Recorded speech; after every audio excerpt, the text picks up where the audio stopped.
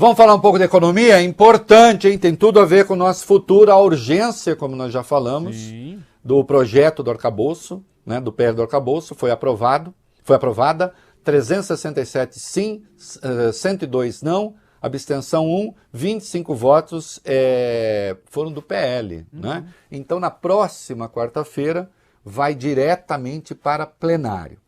O Haddad participou hoje de uma sessão conjunta ali, ele foi ouvido pelas comissões de Desenvolvimento Econômico, de Finanças e Tributação e de Fiscalização Financeira e Controle da Câmara.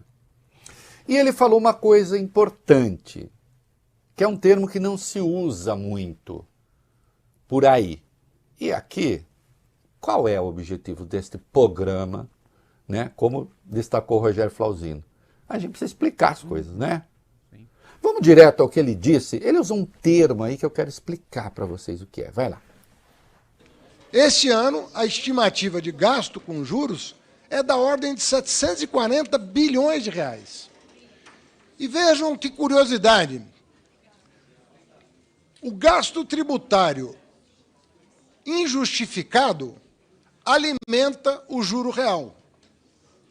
Porque é o desequilíbrio das contas públicas promovido pelo gasto tributário, repito, injustificado, que faz com que o Banco Central suba o juro por insustentabilidade da trajetória da dívida pública. Então, o Haddad, que está fazendo, eu acho, um bom trabalho, está se comportando muito bem. Cuidado para não falar, às vezes, em javanês, mesmo ali com os senhores deputados. Lembre-se como é que é a coisa hoje. O que é um gasto tributário? Não é uma expressão que se encontra toda hora por aí. O gasto tributário, na verdade, sabe o que é o gasto tributário? É isenção, é subsídio, é aquilo que o governo deixa de arrecadar ou que coloca em determinadas atividades econômicas e, portanto, o caixa do governo diminui. É isso que é gasto tributário. Empresas que têm benefícios indevidos. Nós falamos aqui daquela patranha do ICMS, vocês se lembram? Sim. O cara ganha lá o ICMS no estado, a diferença entre o que ele declara e o que ele paga deveria ser investido, ele não investe e põe no caixa. Isto significa que o governo perde nessa brincadeira 90 bilhões. Não quer dizer que vai arrecadar 90, porque vão dar um jeitinho ali, mas vai arrecadar mais. Lembra o decreto do Mourão, o patriota que já apareceu hoje aqui? No penúltimo dia do governo, ele reduziu PIS/PASEP de 0,65 para 0,33 e a COFINS de 4% para 2% das receitas financeiras das empresas com lucro presumido. Quanto é que o governo perderia com essa brincadeira? 5,8 bilhões. Aí, por decreto, se suspendeu isso. Foi parar no Supremo. E o Supremo disse não, o governo, o decreto está certo. Então, isto que se chama gasto tributário, sabe o que é? É mamata. É isso que é. Mamata. Mamata para, obviamente, aqueles que não precisam. E é preciso acabar com isso e o governo está acabando. Está indo, está caminhando. E aí, claro, teve o momento baixaria, né? Porque essa gente não se conforma. Vai lá. Nessa mesma audiência na Deputado Câmara. Evair.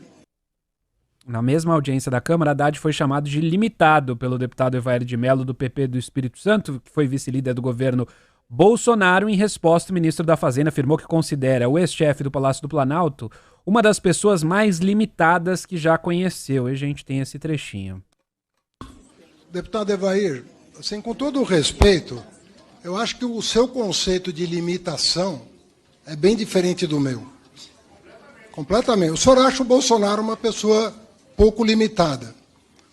Eu acho que talvez seja a pessoa mais limitada que eu conheci em toda a minha vida. Sou ministro, ou sou presidente, sou presidente, por favor. Garantir a palavra. O ministro não pode ser interrompido. O ministro não pode ser Outra interrompido. coisa, o comportamento desse homem ao seu lado aí. Deputado, pela regra aqui. Deputado. Por favor, deputado, o senhor falou e não foi interrompido, a palavra está com o ministro. Então, eu só queria completar dizendo isso. Eu acho que o conceito de limitação é bem diferente. É muito diferente.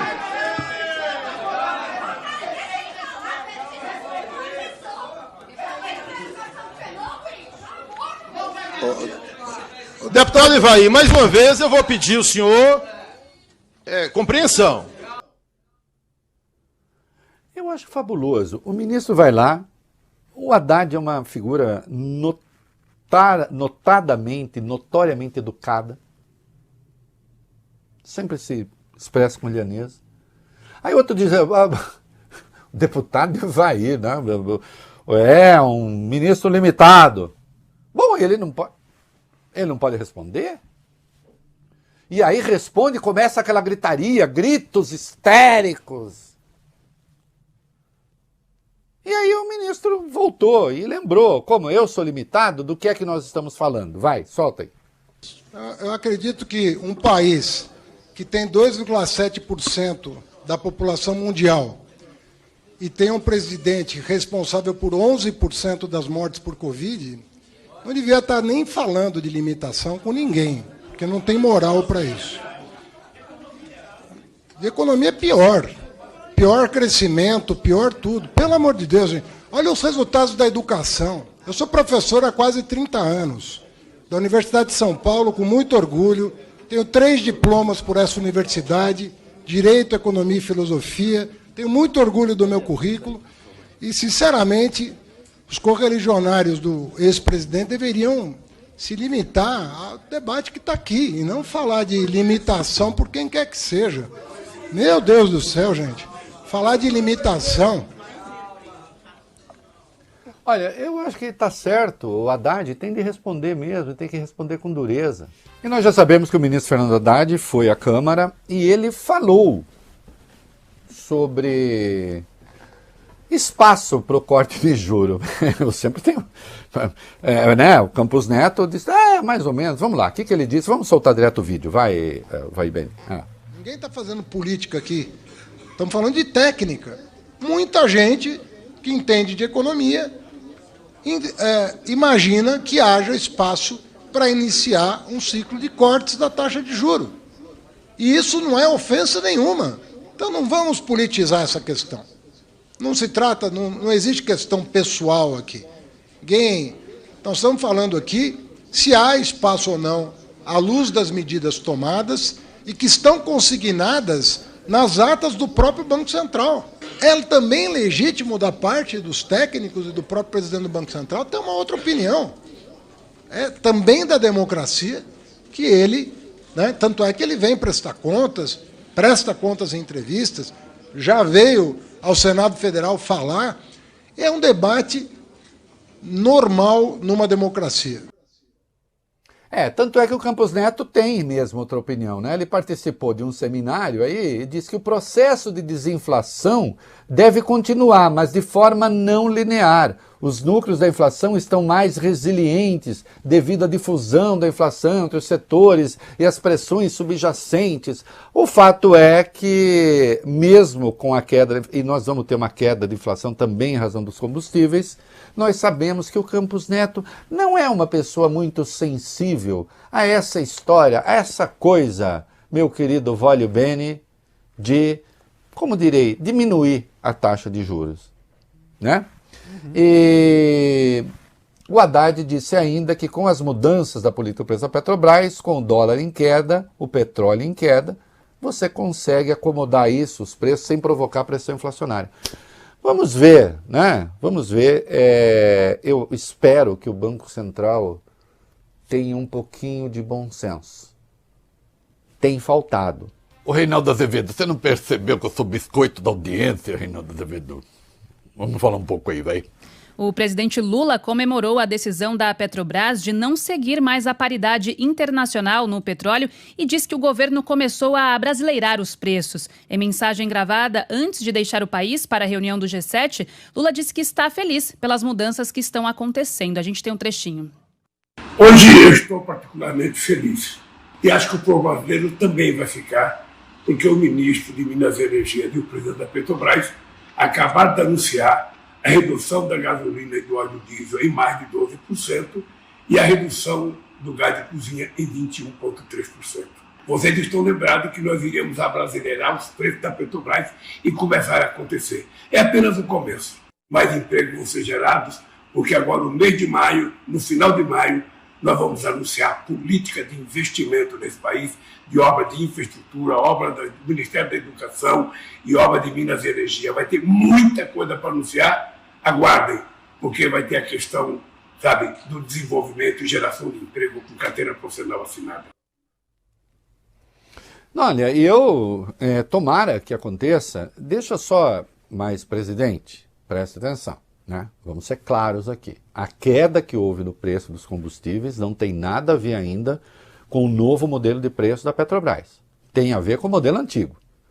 Caiu o segundo modelo antigo. Caiu por quê? Porque caiu o preço do petróleo no mercado internacional. Nós explicamos isso aqui ontem, vale bem. Né? E porque houve uma variação cambial, isto é, houve, né, uma depreciação do dólar. E, portanto, somando essas duas coisas, caiu o preço dos combustíveis. Pode ser que caia mais com o novo modelo de preços que a Petrobras vai adotar, que eu acho que ainda precisa de mais esclarecimento? Sim, tudo indica que sim. Vai se levar em conta a paridade, o preço internacional será uma das referências, vale bem, como explicamos aqui ontem. Né? E, por exemplo, a produtividade da Petrobras, a sua eficiência econômica, tudo isso vai entrar e concorrer também para baixar esse preço. O que é fundamental, sim, para o Brasil.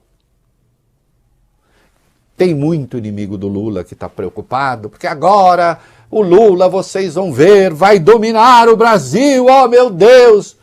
Porque as pessoas sabem que o preço dos combustíveis tem um peso importante, sim, na popularidade do governante.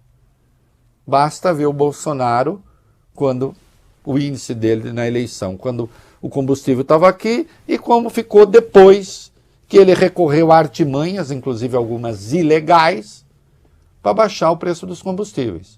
E eu espero que essas outras medidas, que têm a ver com emprego, geração de emprego, espero que realmente aconteçam. E com a aprovação do arcabouço fiscal, acho que se entra numa fase de mais estabilidade. E as pessoas podem ficar menos histéricas. E setores da imprensa podem deixar de ser o único partido de oposição no Brasil. Né? Vamos deixar ver se o Bolsonaro consegue fazer oposição ao menos, né? Se consegue sair da polícia para fazer oposição. O Haddad foi lá para ser entrevistado, nós vimos o desastre que é essa gente, né?